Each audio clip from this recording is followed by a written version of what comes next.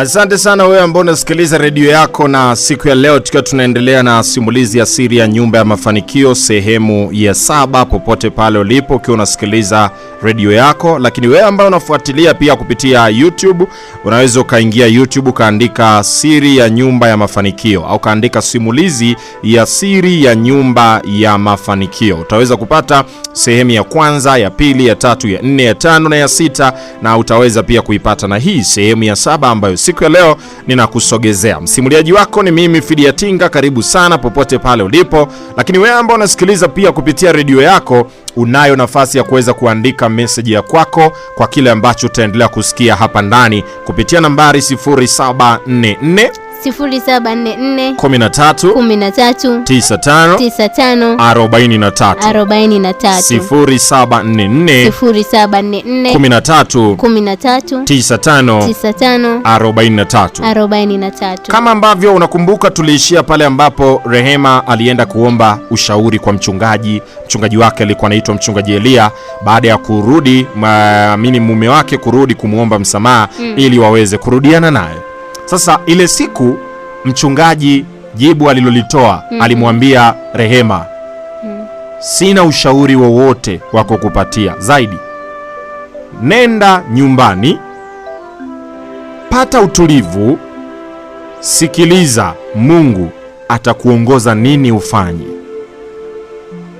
Kwa hiyo mchungaji hakutoa jibu la moja kwa moja kwa Rehema kwamba nenda kamsamee au simsamee.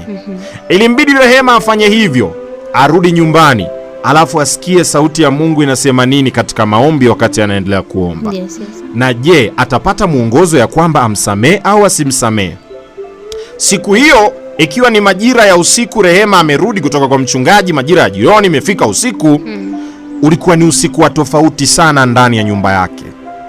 Ulikuwa ni usiku uliotawaliwa na kimya kisichoelezeka, na kilikuwa si kimya cha kawaida. Kulikuwa na kimya kizito, kimya kilichobeba kitu kisichoonekana. Rehema alikuwa amelala. Ghafla, wakati akiwa amelala, macho yake yalifunguka. Rehema hakujua kwa nini, akiwa katika usingizi mzito, macho yake yanafunguka ghafla. Ikambidi akae kitandani. Akasema labda ndio majira ambayo Mungu anataka kunisemesha kitu. Ilimbidi Rehema sasa akae katika kitanda akisikiliza. Akatulia, na kukiwa kuna ukimya, na unafahamu kimya kinachokuwepo majira ya usiku. Yes.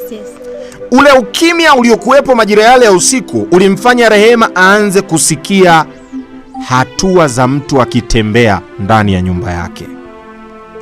Akiwa kwenye chumba chake ambacho sasa anajitegemea, ameachana na mume wake, anakaa peke yake, Rehema alianza kusikia hatua, mtu kama ananyata ndani ya chumba chake. Taratibu, ni kama mtu anatembea bila kugusa ardhi, alafu kama anagusa kwa mbali, ule mnyato ambao unajua kabisa, yani ni mnyato kweli kweli. Rehema alianza kuogopa. Hata ungekuwa wewe, bila shaka ungeogopa. Uko ndani ya nyumba unayojua uko peke yako, alafu unaanza kusikia mtu ananyata. Ungejisikiaje? Lazima ujisikie hofu na kuogopa pia. Sasa Rehema naye alifanya hivyo, aliingiwa na hofu na moyo ukaanza kumdunda sana, mapigo ya moyo yakaanza kukimbia, na akaanza kujiuliza, hii ni nini? Imekuwaje? Hapana, haiwezekani. Ni nini hiki? Ilimbidi Rehema, kwa hofu na uoga uliotawala majira hayo, aliamua kujifunika. Na baada ya kujifunika, sauti ile ilizidi kumkaribia zaidi, akiwa amejifunika na shuka mpaka usoni. Ndipo akaanza kusikia ni kama sauti iko pembezoni mwa mahali anapolala. Sauti ya chini tena nzito ilisikika, alafu ikisikika ni kama si sauti ya binadamu. Rehema alishtuka. Ilimbidi aamke na kukurupuka, akatupa shuka, na hapo ndipo alipokiona. Najua unajiuliza aliona nini Rehema. Usiku ukiwa umetanda giza totoro, usiku wa manane, Rehema aliona kimvuli kikiwa kimesimama kwenye kona ya chumba chake. Kimvuli hicho kikiwa kimeinama kidogo, na macho yake yakitoa mwanga hafifu wa kutisha. Rehema alitaka kupiga kelele. Alipotaka kufungua mdomo wake kupiga kelele, kumbuka ni usiku wa manane na anaishi peke yake, akasema, hapa cha kuninusuru ni sauti yangu. Nipige kelele ili majirani waje. Ikiwezekana hichi kitu cha ajabu nachokiona nisaidiwe na majirani. Unaambiwa cha kushangaza, Rehema aliponyanyua kinywa chake ili aweze kupiga kelele kuita majirani waje wamsaidie, aliishia kufungua kinywa, lakini sauti haikutoka. Mwili wake ulikuwa mzito sana, kama mtu aliyefungwa. Kimvuli kile kilizidi kumsogelea karibu. Taratibu, kimvuli kilizidi kusogea. Taratibu, kimvuli kilizidi kusogea. Katika lile eneo ambapo kilikuwa kinaonekana kimvuli kile, ilisikika sauti ikisema, uliacha, lakini sisi hatujaacha. Ilijirudia tena, uliacha, lakini sisi hatujaacha. Baridi kali ilipita kwenye mgongo wa Rehema. Mara ghafla kimvuli kile kilipotea. Rehema alipiga kelele kubwa, akasema, Yesu! Alipoangalia saa, alikuja kugundua ni saa 9 za usiku. Saa ile ile ambayo zamani mambo ya ajabu yalikuwa yakitokea kwenye ile nyumba aliyokuwa anaishi na mume wake. Rehema alistahimili na kuvumilia mpaka kukuche. Asubuhi yake ilipofika, moja kwa moja kama ilivyo kawaida ya Rehema, akikutana na vitu vya ajabu, yeye alikuwa anakimbilia kwa mchungaji. Alikimbia ile asubuhi, alienda kanisani kwa mchungaji wake, mchungaji Elia, akiwa anatetemeka sana.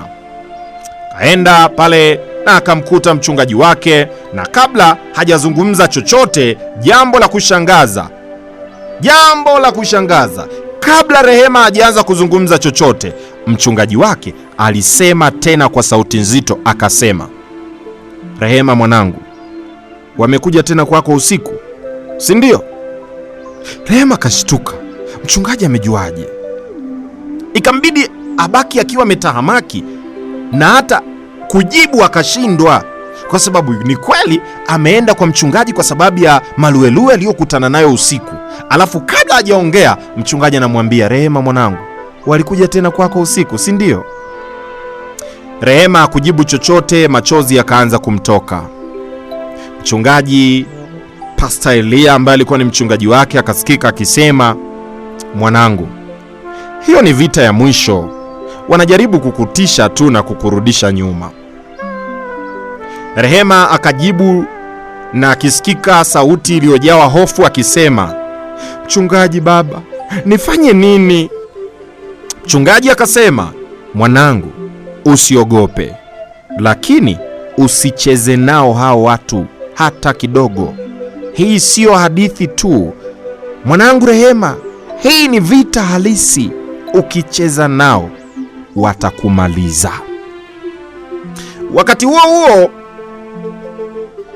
Rehema akiwa yupo kwa mchungaji, mumewe Joni, yeye alikuwa yuko nyumbani kwake kwenye chumba chake kidogo ambacho ni kama sasa alikuwa ameanza maisha baada ya kufilisika kweli kweli.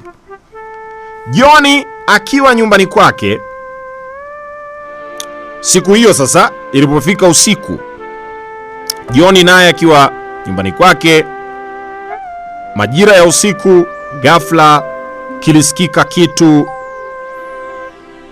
ambacho kitu hicho kilichosikika kilikuja kutua kwenye kifua chake na kikamkalia kifuani. Joni alipofumbua macho, alishtuka kuona amehisi kukaliwa na kitu kifuani, lakini hakuna mtu, ila alikuwa hawezi kupumua. Wakati amekaliwa na kitu kifuani alafu anashindwa kupumua, Joni alisikia sauti ikisema, ulitusaliti, ulitusaliti. Joni alijawa na hofu na mwili wake ukiwa unatetemeka sana. Joni alijaribu kupiga kelele. Joni alijaribu kusema ainuke, hata kusema akipata kuinuka akimbie ndani ya chumba chake. Lakini hakuna sauti iliyotoka wala hakuweza kuinuka. Ndani ya chumba chake mwenyewe vitu vilianza kusogea vyenyewe. Yaani yuko ndani ya chumba chake, anaona vitu vinatembea. Yaani pale umeweka ni jaba, unaona jaba lina move kutoka lilipo linaenda sehemu nyingine. Linahama. Sijui umeweka pale, sijui uliweka kikapu, sijui uliweka kindoo, uliweka dishi. Unakiona kinahama, kinaenda sehemu lililopotoka jaba. Vitu vilianza kupishana vyenyewe mle ndani. Vinasukumana vyenyewe. John ikambidi ainuke pale kitandani akastahimili, kwa sababu kitanda nacho kilianza kutembea. Akakimbilia kukaa kwenye kiti. Amekaa kwenye kiti, kiti nacho kikaanza ni kama mtu anasukuma nyuma. Wakati John amejawa na hofu anatetemeka, mara ghafla dirisha la chumba chake lilijibamiza. Ilimbidi John aanze kulia. Wanasema ukiona mwanaume analia, ujue kweli amemfika. Mwanaume si rahisi kulia tu hivi hivi bila sababu, lakini John unaambiwa siku hiyo alilia kweli kweli. Akaanza kulia John. John siku hiyo akakumbuka kwamba kuna Mungu. John akasema, Mungu nisaidie. Mungu nisaidie, sina msaada mwingine. Kwa nguvu zote John alitoa sauti, akapaza sauti akisema, katika jina la Yesu. Mara ghafla aliposema na kutamka akisema katika jina la Yesu, kila kitu kikatulia na kikanyamaza. Ungekuwa wewe umekutana na hiyo hali, ungekuwa katika wakati gani? Tuandikie ujumbe wako katika 0744 139543. 0744 139543. Tuandikie ujumbe wako, ungekutana na hali kama hiyo, wewe upande wako ingekuwaje? Kwenye namba 0744 139543. Hii ni simulizi inaitwa Siri ya Nyumba ya Mafanikio, na hii ni sehemu ya 7. Msimuliaji wako ni mimi Fidia Tinga, na leo hapa studio tuko na mrembo wa nguvu Adelina Dickson. Adelina. Yes. Vaa husika. Uko ndani ya chumba unachojua uko mwenyewe. Ndio. Unaanza kuona vitu vinaanza kupishana ndani ya chumba chako. Yaani kwamba ningejisikiaje au ungefanyaje? Wewe binafsi unavyojifahamu Adelina Dickson. Mimi cha kufanya hapo, kwa sababu unajua mimi nina ile tabia kwamba uoga ukizidi napataga ujasiri. Okay. Yes. When nikiogopa sana napata ujasiri. So, nisingeweza kufanya chochote kwa sababu ni usiku wa manane. Alafu niko peke yangu. Na naona hivyo vitu vinapishana. Mimi ningesimama. Ningoje tu kinaendelea nini. Najua huwezi kuamini kwa sababu unanifahamu vizuri, mimi ni muoga. Lakini ni muoga sana. Sana. Sasa ndio ikatokea umekuwa usiku uko peke yako. Basi ningekuwa mtu mwingine jirani, ningesema nitamkimbilia yeye au nitapiga sauti yeye aje. Sina mtu mwingine na ni usiku wa manane. Kwa hiyo vita nitaipambana mimi mwenyewe kwa sababu nilianza. Yes. Cha kufanya tu ni kunena na Mungu wangu kwamba Mungu naomba nisaidie. Yes. Ningemwomba tu Mungu anisaidie ili ningali niko hapo hapo, nisingetoka, ila nisingekaa wala kusiku kwenye kiti, ningetoka kwenye kitanda, nisubiri tu hivyo vitu vinapo move nivione vitaishiaje. Au kama si walikuwa napanga, maana si alikuwa anatoa sehemu ya kwenye jaba anasogeza, kama kuna kitu anaweka kwenye jaba, si kama alikuwa anapanga hivi nione atapanga pangaje. Yes, so mimi ningefanya tu nimuombe Mungu anisaidie, lakini nisingeondoka wala kukimbia, mimi ningeganda pale pale. Una uhakika? Na uhakika 100%. John alibaki katika wakati mgumu sana, akiwa na hema kwa nguvu, jasho likimtiririka mwili mzima. Hakuamini kilichotokea, pamoja na kwamba alibaki akijiuliza kwamba mbona vitu hivi vimenyamaza kimya baada ya kusema katika jina la Yesu. vitu vyote vimenyamaza kimya, maluelue yote yametulia kimya. Kulipokucha ikabidi John aanze kusimulia watu. Kasimulia watu yaliyomkuta usiku. Unajua kuna ile umeogopa kitu kimekutokea, alafu ujuu na wasimuliaji wa watu unawaambia hawakuamini. Ndivyo ambavyo ilikuwa kwa John. Watu walikuwa hawaamini kutokana na kwamba pia John alikuwa hajawahi kuaminika na watu. Na kitu ambacho kilimfanya John apoteze imani kwa jamii inayomzunguka ni baada ya kupata mafanikio ya ghafla. Wakati alikuwa ni kijana aliyekuwa tu kitaa, hana misha ya kueleweka, alafu ghafla akaja kuwa na mafanikio makubwa. Yale mafanikio yaliwashtuaga watu. Alafu kilichokuja kuwachanganya zaidi ni pale ambapo pia alikuja kufilisika ghafla. Kwa hiyo John alikuwa ni mtu ambaye hata akiwaeleza watu vitu hawamuelewi. Kwamba wewe nawaeleza nimekutana na hiki na hiki, yani ni kama hawamuamini. Kwa hiyo John alibaki katika wakati mgumu sana. Wasikilizaji wetu pia wameandika hapa meseji zao, kila mtu ametiririka kweli kweli. Kwenye 0744 13 95 43 0744 13 95 43. Huyu anasema anaitwa Sebastian Patrick Mslak kutokea mkoa wa Mbeya Isangawana, yuko anasikiliza simulizi. Anaitwa Christiani, mdau mpya. Anasema maana yeye ndo leo anasikiliza simulizi kwa mara ya kwanza. Pia anasema nampa pole sana Rehema. Naitwa Mlekwa Nyanda Uchilu Lulinda, na mke wangu Mwana Lufunga, na toa pole kwa Rehema. Huyu anasema ningepambana na maombi mpaka dakika za mwisho, maana Mungu ndiye aliyeviumba. Anasema mimi ni Aaron, lakini anasema mimi ni Salome, sina cha kufanya zaidi ya kukimbia. Pia huyu anasema ningeachana na mambo ya ushirikina. John inatakiwa aokoke, Mungu anaweza, jina la Yesu lina nguvu. Lakini huyu anasema John amrudie Mungu, aokoke, kutoka kwa Jackson Kilale ujumbe huo. Huyu anasema mimi nisingefanya kitu wala ningekosa nguvu, ningejaribu kusema Mungu nisaidie. Pia huyu anasema anasema aisee, huyo kaka ni jasiri sana, Mungu amtie nguvu. Yani ito Irene Mwaliego, yuko Mbeya Shibolia. Lakini pia anasema anaitwa Roines kutokea airport, ningekuwa mimi John ningezimia kwanza kama dakika kadhaa, alafu nikiamka nitajua cha kufanya.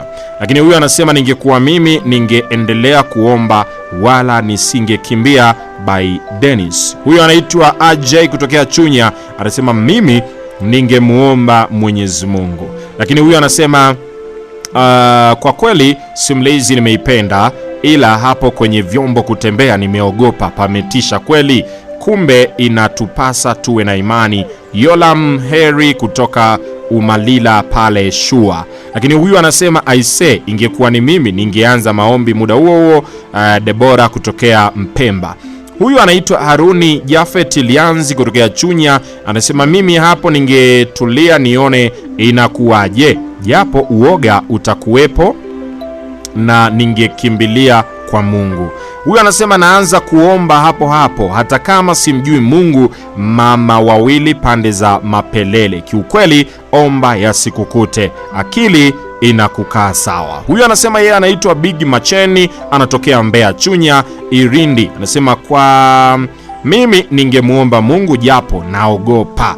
Huyu anaitwa AJ kutokea Chunya, anasema mimi ningemuomba Mwenyezi Mungu. Imejirudia, heri mwisho mzuri kuliko mwanzo mbaya, mimi hapo mbio zingeniokoa. Frola kutoka Iganzo Mbeya mjini. Adelina, wow tu. Kwa kweli simulizi nimeipenda, ila hapo kwenye vyombo imejirudia meseji hii. Yani anasema Tinga, ningekuwa ni mimi sijui ingekuwaje, maana mimi kitu cha ajabu kikinitokea huwa miguu inatetemeka na kuwa siwezi hata kurusha hatua, ila kwa hilo ningezimia tu. Anaitwa Grace kutoka Ilolo. Huyu anasema nitaomba maombi mimi. Zainabu kutokea Igodima. Lakini huyu pia anasema nampa pole. Sawa. Huyu yeye anasema napatikana Chunya Lupa. Anaitwa Mlekwa Nyanda Uchilu anasema kama mimi ningeomba Mungu ningepiga magoti na mpa heshima yake Mungu. Lakini pia huyu anasema mimi ningekazana kumuomba Mungu ili hata kama vitataka kunidhuru Mungu awe mtetezi wangu. Anaitwa Isaya kutokea Shizivi. Huyu anasema kaka, ningekuwa mimi ningeanza kuomba usiku mzima. Kelvin Masinga, mtoto wa Michael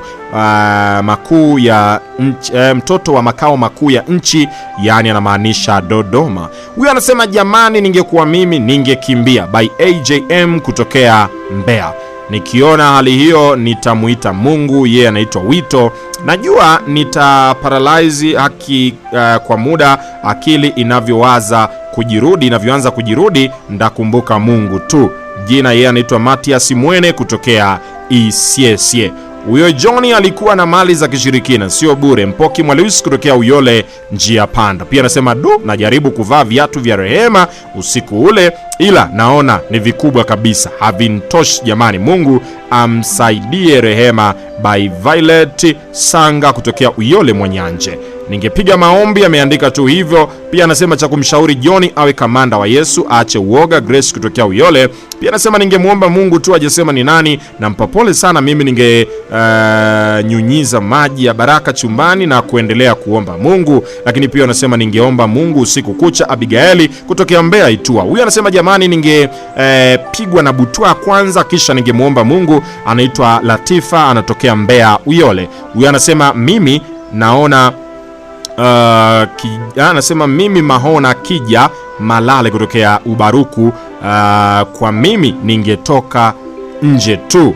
Anaitwa Asajile Masebo kutokea Chunya Matwiga Ilindi. Ningekuwa mimi ningetulia tu, bali anasema bali ningezidi kumuomba Mungu. Rehema kutokea Uyole, ningeomba Mungu japo natetemeka. Pia anaitwa Chris kutokea Mbata. Johnny amuombe Mungu sana, ila anasema amuombe Mungu tutafute pesa za kweli, tuache vya mseleleko. Anaitwa AJ kutokea Chunya kwa Mbeya. Mimi ningemuomba Mwenyezi Mungu, nampa pole Johnny, inabidi aokoke. Haya bana AJ. Meseji 3 za mwisho. Mimi ningepiga goti kumuomba Mungu hata kama sijui maombi, jina la Yesu lina nguvu. Albertina kutokea Mkwajuni Songwe. Lakini pia unayepiga simu tafadhali usipige simu, tuma meseji tu inatosha. Simu taruhusu katika sehemu ya 8. Mimi Rehema Furaha nampa pole huyu jamaa kutokea Mbalizi, ameandika hivyo. Anaitwa Chris, imejirudia. Mimi naitwa Sebastiani Patriki Mslak kutoka Stamico mkoa wa Mbeya. Umejitambulisha tu, hujasema maoni yoyote. Kaka, ningekuwa mimi ningekazana na maombi. Ni mimi Mama Reila kutokea Chunya Matunda Tankini. Alexi Pongo kutokea Bloko T anasema niwape pole wenzangu kwa kilichowakuta. Kwangu mimi nitaomba sana, japokuwa nitaomba kwa kutetemeka sana, ila nitakemea sana. Kuna message hapo, kuna ambao wanasema kwamba mimi nitazimia. Kwani kuzimia unajiamlia? Kuzimia unajiamlia. Kuna kuja baada ya hali ya hofu ambayo inakuwa imetokea ghafla. Kwa nafikiri yeye anajua kabisa kwamba kutokana na hali ilivyokuwa ya hofu sana na ya kuogopesha sana, anajiona kabisa yeye kwanza angezima. Ndio. Na mpa pole na yule ambaye anasema na kuna kingine kukimbia tu. Unakimbilia wapi usiku wa manane? Yaani bora hata upambane nalo tu hapo nyumbani kuliko kaenda kukutana nalo njiani. Bora uko mae hapo ndani mwako. Hapo ndani mwako. Kuliko kaenda kukutana nalo njiani. Yes, nje huko. Nimeelewa sana. Halikimbiliki popote unapoenda. Kumbuka ni usiku. Wewe pa kumkimbilia ni Mungu, na Mungu yupo mahali popote muda wote, wakati wowote. Wakati wa Mungu ni usiku. Hapo na yeye ungeanza kupambana kuomba Mungu ili akusaidie. Hakuna mtu mwingine unaenda kumkimbilia, unamkimbilia nani? Ambaye yeye hatakuwa na woga. Tena usiku. Yes, usiku. Alafu unamkimbilia jirani, unamwambia kuna dude la ajabu limekuja ndani mwangu. Mavitu ya ajabu yanatokea ndani mwangu. Atakwambia ndugu yangu kamalizane nao. Huko kwanza mwingine anakuambia huko. Wewe ni wale. Sasa ya nini kuambiwa naye ni wale? Pambana nalo. Kumbuka umelianzisha, limalize. Asante sana Adelina kwa maoni yako mazuri sana ya kumjenga mtu pia na kumjengea ujasiri, lakini pia kumkumbusha kwamba wakumkimbilia ni Mungu peke yake. Yes. Wewe ambao unasikiliza simulizi hii inaitwa Siri ya Nyumba ya Mafanikio. Kama ndio umeanza kusikiliza leo, hii ni sehemu ya 7. Asante kwa kuifuatilia kwa uzuri. Sehemu ya 8 kuna nini tutapata kufahamu. Wewe ambaye unafuatilia pia kwa redio, naomba nikwambie sehemu ya 1 mpaka sehemu hii ya 7 na sehemu zote zitakazoendelea za simulizi hii utazipata kupitia YouTube. Andika Fidia Tinga. Ukienda YouTube andika Fidia Tinga. Utaipata sehemu ya 1 mpaka hii na sehemu zote zinazoendelea mpaka simulizi hii itakapofika mwisho. Tunasonga mbele sasa hivi, mimi na wewe tuzidi kusonga mbele pamoja, na tunazidi kusonga mbele kweli kweli. Sehemu ya 8, unajua nini kitatokea, nini kitaendelea? Rehema kule, je, na yeye amekutana na ya kwake. Huku bana John na yeye amekutana na ya kwake. Je, Rehema ataamua kumsamehe John au atakaza? Au Rehema ataambiwa nini na kwa nini mchungaji amejua kwamba usiku kakutana na lile? Unadhani mchungaji atakuwa na nini cha kumwambia au aliona na yeye? Baki hapo hapo, usitoke.